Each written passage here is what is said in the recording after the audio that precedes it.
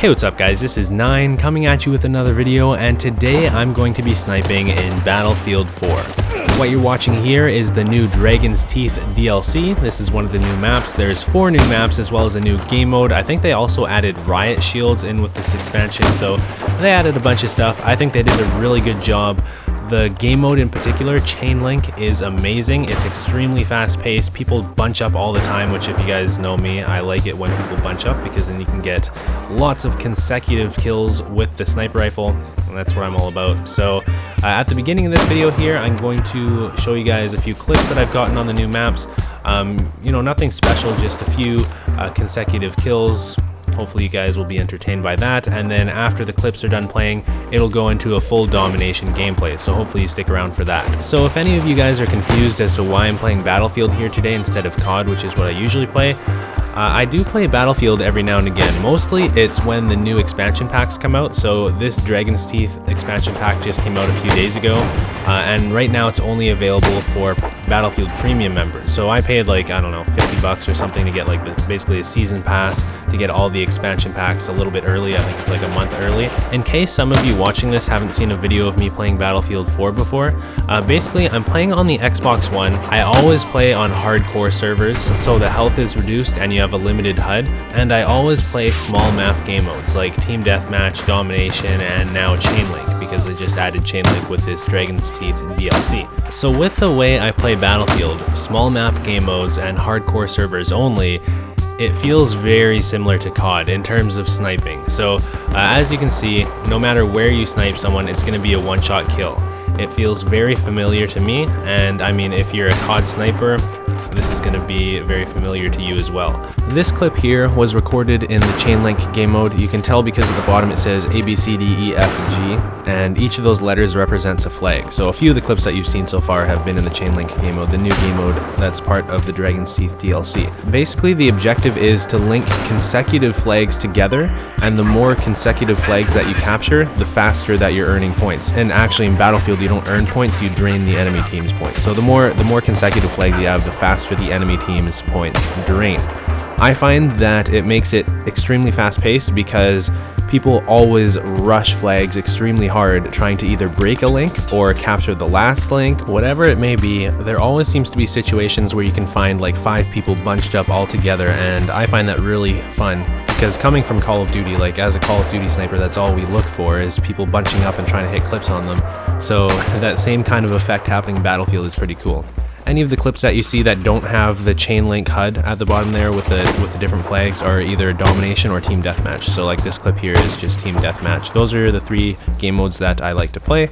But right now, Chain Link is definitely the most fun game mode for me in Battlefield 4. If you enjoy sniping in COD, but you've never played Battlefield 4 before, it's pretty good on the next-gen consoles. On the previous gen, it's not that impressive. The graphics aren't that great. It feels kind of laggy, but on the next-gen consoles, it looks really nice. It plays really crisp, and probably my favorite thing about it is all the selection they have with the sniper rifle. So as you can see, like almost every clip I'm using a different sniper rifle here. They give you a lot of options in terms of sniper rifles in Battlefield. There's only like 4 or 5 in Call of Duty usually, and in Battlefield I think there's gotta be like at least twice or 3 times that. So anyways, that's it for the clip, so let's get into the full gameplay.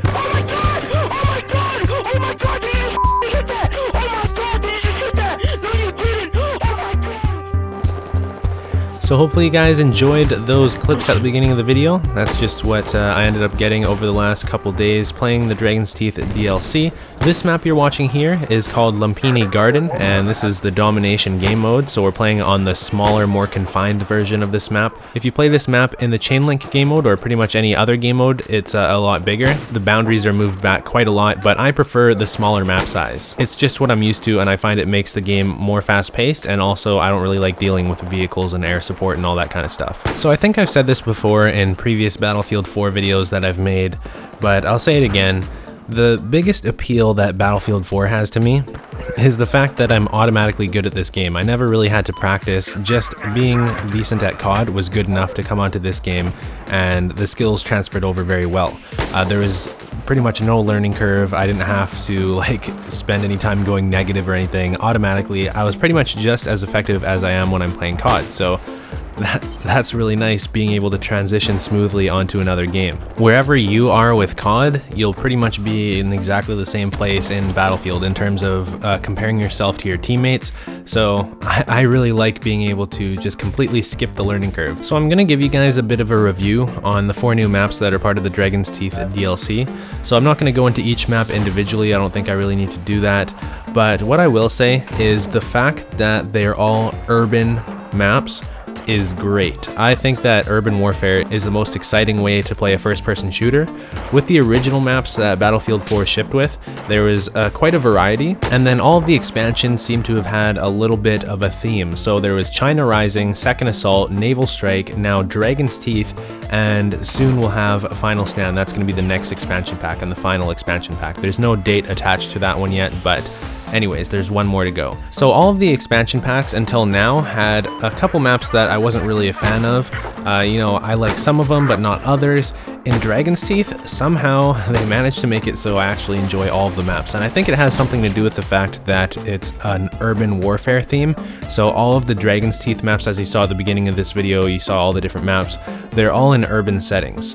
The North Korea one doesn't really seem like it's an urban setting because I guess North Korea is quite a bit different than the other locations, but still it's considered urban, and I think they all play extremely well. Even the North Korea map, Propaganda, they made it very linear. It's basically like a straight line, and the map layout is just like a really long rectangle. It plays really well, especially for chain link, because when you're playing chain link on that map, it just ends up being like a complete tug of war, and it's a lot of fun. Something I forgot to mention about the chain link game mode is instead of squad spawning, which is typically what I think most people do in Battlefield, you can spawn on your teammates. People will spawn on the flags, on the chain links. So that's a huge contributor to the way that that game mode plays, because everybody's always spawning on chain links. It's really easy to catch big groups of people traveling together. I think they did a really good job with the chain link game mode. It's just kind of a shame that they released it so late into this game's life cycle, because we're already on the 4th expansion pack. There's only one more expansion pack to go. Battlefield Hardline is going to be here soon, and they're just releasing this amazing game mode now. So I hope that the game mode makes it into Battlefield Hardline, because I think it deserves to be like a launch game mode, especially because it seems like Battlefield Hardline is meant to be a little bit more fast-paced than some of the other Battlefield games. The maps seem a bit smaller, they're all urban as far as I can tell, so I think the chain link game mode would work really well, and I think it would also help to get more people interested in Battlefield, because most people that I talk to feel like Battlefield is like a really slow and drawn out game, slow-paced first-person shooter that's a little bit more realistic. Really, the way I play Battlefield 4 is nothing like that. Obviously, you can see here, when you're playing Domination and Hardcore, it's very fast-paced, there's not a lot of sitting around, I can run around freely throughout the map and be extremely effective. So anyways, I think that they really could do something amazing with Battlefield Hardline. I haven't had a chance to play it myself, but from all the gameplay I've seen, it looks pretty cool. I don't know if I really care about the cops and robbers thing, but just the fact that the maps should probably be all urban, and you know how much fun I've been having with Battlefield 4, I'm definitely looking forward to Battlefield Hardline. I think it's actually going to be pretty interesting to see what ends up happening between Call of Duty Advanced Warfare and Battlefield Hardline, because even though they're completely different games and they're set in completely different times, there's a lot of different technology, it seems like Battlefield Hardline is going to be a lot more fast-paced than previous Battlefield games that we've seen, just by the setting and the theme of the game. And basically the reason why I think Call of Duty has always appealed to so many people, and why Call of Duty has had such a large audience, is because of the fast-paced nature of the game. And if Battlefield is pushing more into that market, I think it could be pretty exciting to see like how many people are going to start adopting Battlefield now that they're switching things up a little bit. The funny thing is, you can set up Battlefield 4 to be really fast-paced and play a little bit more like Call of Duty, but most people don't know that, and all of my Battlefield 4 videos have pretty much been hardcore, small map game modes, no vehicles, but the average gamer doesn't realize you can do that, and they don't think of that at all when they hear Battlefield. I think ultimately it comes down to the way that the games are marketed. So Battlefield 4 is always marketed to have big maps, lots of vehicles, huge explosions, but Battlefield Hardline is the exact opposite, and I think that's going to help it get the attention of a new audience. My impression is that the hardcore Battlefield guys aren't a huge fan of the whole cops and robbers theme. I think that's because they don't want it to be taken away from, you know, what Battlefield has always always been. So I'm not 100% sure what the Battlefield community thinks of the upcoming Battlefield game, but from my perspective, a Call of Duty player's perspective, I think it's definitely going to be more popular with COD players than other Battlefield games have been. So anyways, my overall verdict with the new Dragon's Teeth DLC is that they did an amazing job with it. The maps are all great, the new game mode is great, and they did a good job with everything else that they added. The only thing is, I feel like it came a little bit late. I think it probably would have been more beneficial if they had released this earlier in the game's life cycle, especially because of the chain link game mode. I think that really deserved to be earlier on in this game's life cycle, so more people would have had the chance to experience it, and I can only hope that they're planning to put it in Battlefield Hardline because that's how good it is. I guess I'm not a huge fan of some of the equipment they added. For example, they added something called the RAR, the RAWR, which is a controllable unmanned ground vehicle, which I was very confused by the first time I saw it. It's equipped with a machine gun and a grenade launcher, and this is basically why I like to play Battlefield without any of the vehicles. I stay out of the game modes with vehicles and all the equipment and stuff like that. When I play first-person shooters, I don't really like to deal with anything that I can't kill and be rewarded a kill for. If I'm getting attacked by an unmanned ground vehicle and then I kill it, I get absolutely nothing for that. So that's kind of like how I've always felt about unmanned vehicles and like drones and stuff in first-person shooters. I don't really think it makes anything more fun. I guess sometimes the people controlling that little gadget have fun, but personally, I don't think it's worth it. I'd rather not have to deal with that kind of stuff. But yeah, I mean, all the other stuff that they added definitely balances everything out, so I don't really care. It's not a big deal. The riot shield also I don't really think has a place in Battlefield or in any first-person shooter.